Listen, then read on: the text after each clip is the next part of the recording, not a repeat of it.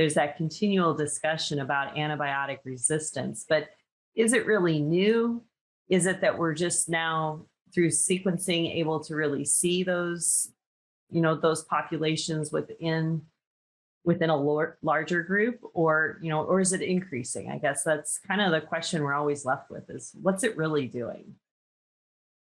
Yeah, that's a great question, and I think it's very clear that it's not new in any sense, and it certainly is more mobile, and the total amount may be increasing, but it's certainly not a new phenomenon, and understanding those rates is an important part of what a lot of researchers are doing right now to really quantify what the future looks like. But I think the issue is that the effects of it get distributed much faster and much further because of that, the globalization of our societies and the interconnectedness. So when resistance arises in one part of the globe, it's now a problem for the rest of the globe, when historically that might not have been the case. Resistance might arise and then dissipate and disappear again in a region, because there just weren't those connections to move those genes and that genetic material around. So I think that's a huge factor. And then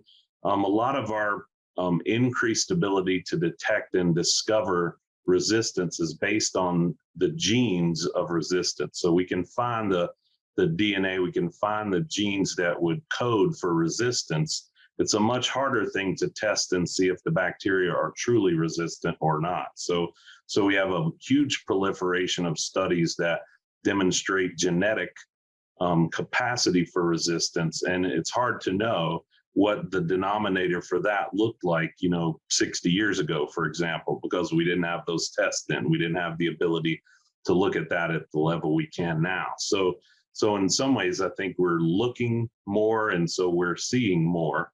That doesn't mean it's less of a problem necessarily. It means we've underestimated it in the past, but I think we have to keep those things in mind. We see resistance genes in drilling cores for deep wells and things like that, where there's clearly been no direct human contact. And so we know resistance started at the time that microbes started building defense measures. So it's not new, but certainly human activity and globalization might be accelerating the impact of it.